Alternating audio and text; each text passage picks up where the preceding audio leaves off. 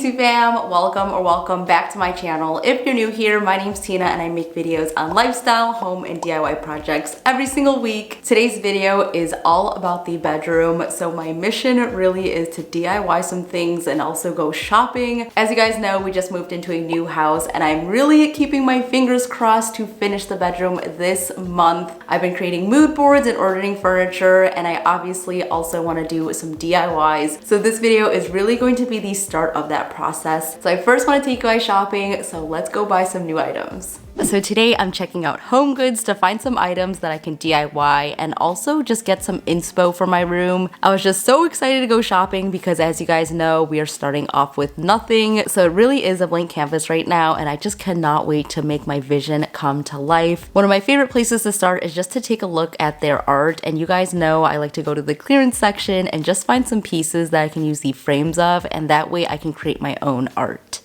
I found some pieces for super cheap, so I grabbed some of those. And then of course I had to take a look at their baskets. There's so many different styles and sizes to choose from, and I really just wanted to get some inspo just because baskets are great for laundry, trash, and also plants. They're just so multifunctional, so I'm sure that I'm gonna need a few for the bedroom. Wow, this one is like a tufted basket. I've never seen anything like this. This is so cute. Not my style, but cute plant pot. Could be a footstool maybe. Okay, this basket looks exactly like the IKEA one, but it's a lot smaller. And I've seen a lot of people flip it and use it as a tabletop. So that is such a cute idea. Should I get it? I'm gonna wait. One tip I have for you guys is to always bring a tape measure, especially when it comes to furniture pieces that have no dimensions on them. This is really helpful. How much money do you think you spent at Homegoods in the past year? Way too much. How much do you spend on me? Love.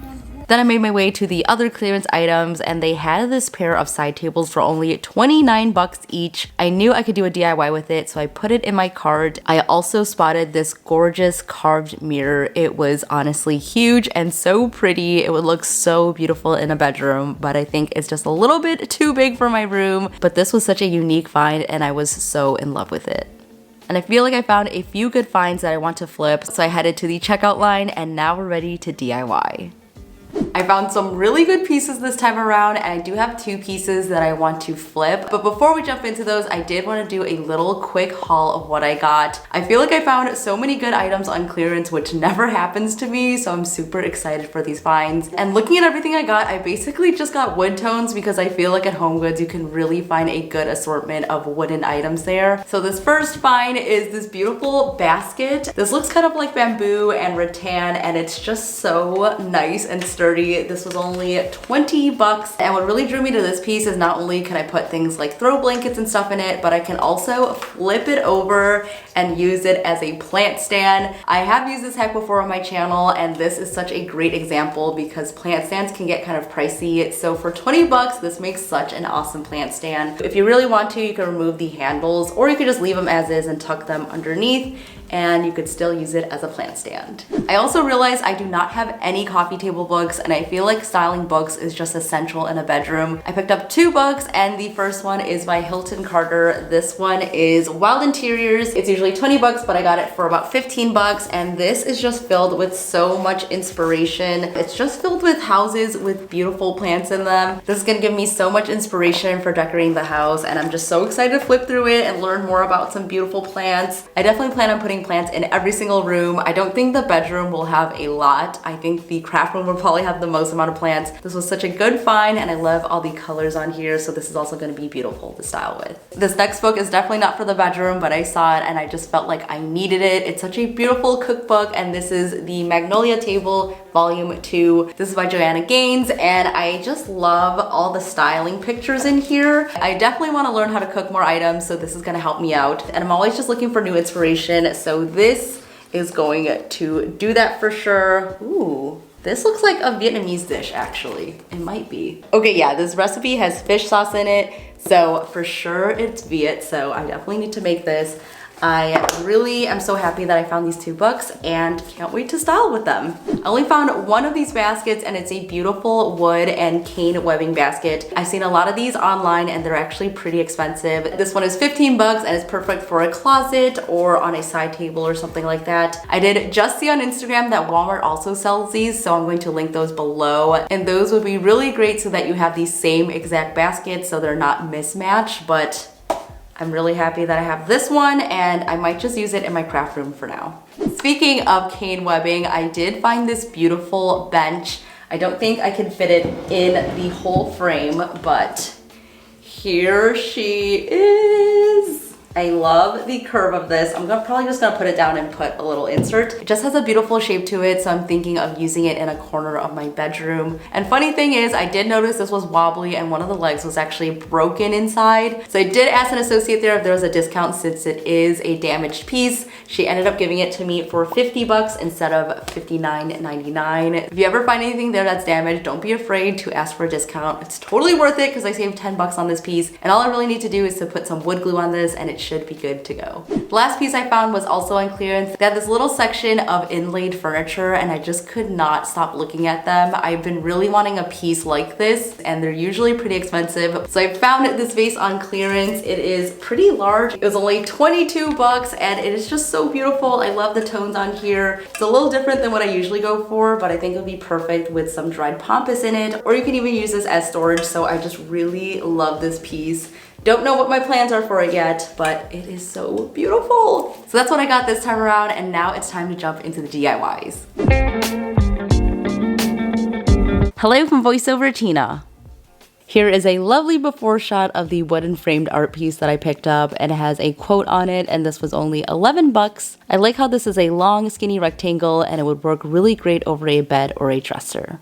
To prep this piece, I'm going to give it 3 coats of gesso, and this is just going to cover the painted quote underneath. And I just like doing this extra step to make painting a little bit easier. This wooden frame would actually be pretty easy to DIY if you have the right tools, but if you don't have power tools, this is also a great hack just to customize some wall art. But you can definitely also recreate this project I'm making today on any surface like a canvas.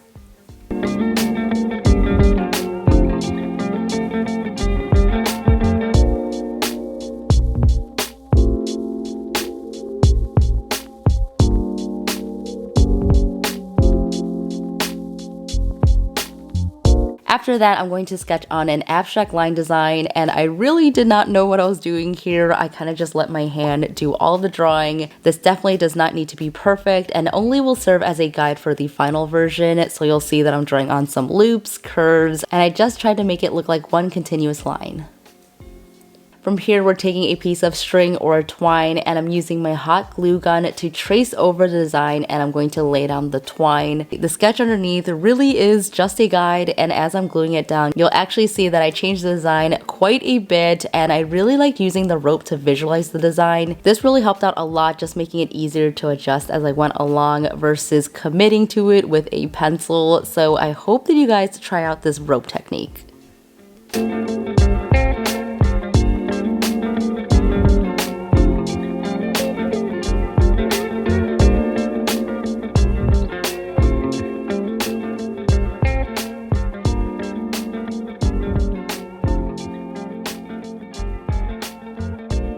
Okay, so I've been meaning to share this DIY hack with you guys, but if you happen to put hot glue in a place where you don't want it, like I did here, all you need to do is to spray a little bit of hairspray on that area, and this is going to loosen up the glue and just makes it so easy to peel off without leaving any residue.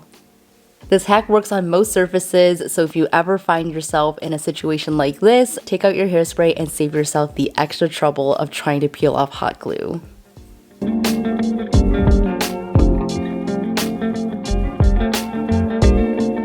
Now it's time to add some texture, so I'm using a mixture of Mod Podge and water, and you guys have actually seen me use tissues for this technique before, and that really adds on a lot of texture, but this time I'm using tissue paper, and I'm going to lay that right on top of the twine, and this is going to give it a really cool embossed look.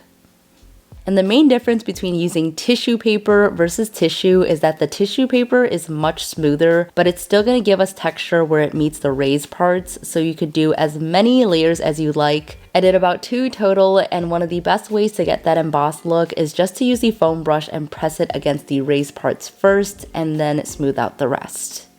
I also found it helpful just to make little holes in the paper with my finger, and this is going to get rid of any of those bigger air pockets.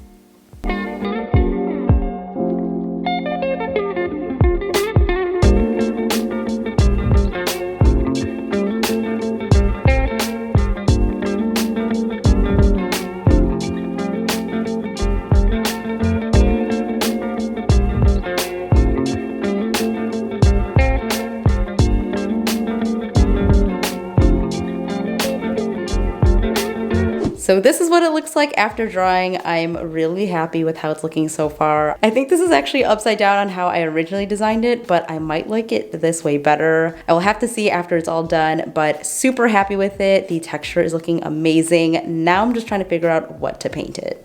I'm using this gorgeous color called Mossy Meadow to paint the entire piece. The plan right now for my bedroom is definitely to incorporate some greens in there, so hanging up some wall art is a great option. And this piece is definitely inspired by one that I've seen at West Elm. The original is $595, and I believe that this is just a large canvas painting. So I love that I'm able to create my own version with 3D elements to it, and it's going to be a lot cheaper.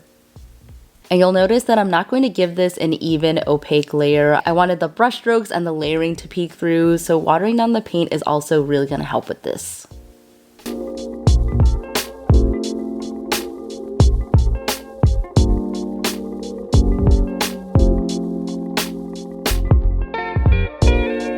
Alright, so the last thing we need to do is to add definition back onto the line. So I'm using a very light off-white color to draw right on top of the twine. I wanted this line to have some variation, so changing up the weight of the design is really going to help add some interest as well. Check out our new abstract piece. I am so in love with it. I'm such a big fan of simple line art, and this is such a great minimal piece that still has so much interest with the textures and the colors going on here. It's also very inexpensive to create, and I cannot wait to style it in my bedroom. As I mentioned, this side table was only 29 bucks and it was pretty heavy and sturdy, so it was such a great find. I really love the shape, it's a great size, and I can imagine this next to a little armchair in the bedroom. The only thing is that I don't love the splatter pattern on it, so I want to give it a more classic look with some black spray paint. So I'm just using a matte spray paint here to cover everything up evenly. Spray paint is just one of the easiest way to upgrade any piece to suit your style. And if we really wanted to get fancy, we could also DIY a bigger tabletop to put right on top of it. So let me know if you guys think that would look good or not with this piece, and maybe we'll DIY it again.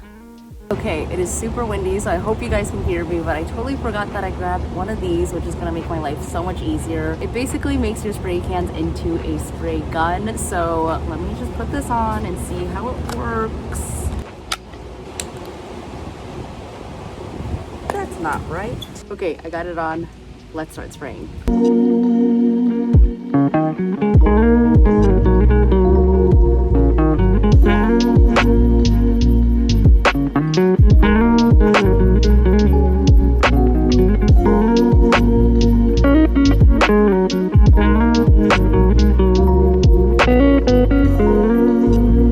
So I saw Elena from This House 5000 put baking soda on spray paint, so I'm going to try that and I'll let you guys know my thoughts. The look I was trying to go for was actually to have a slight variation in color to make it look kind of like a plaster, and looking back on this, using a chalk paint probably would have helped me achieve this a lot better, but I was really trying to work with what I already had at home. Okay, so the baking soda really did not give me the look that I wanted, so it was back to the drawing board. Okay, so I don't know if you guys can tell on camera, but I really like kind of the movement that's going on right here and kind of these spots right here. I think that looks good. It just gives it so much more texture. But on the top side, I think this is just too rough, so I think I'm just gonna spray it down again and then try to get a similar texture to this on the top.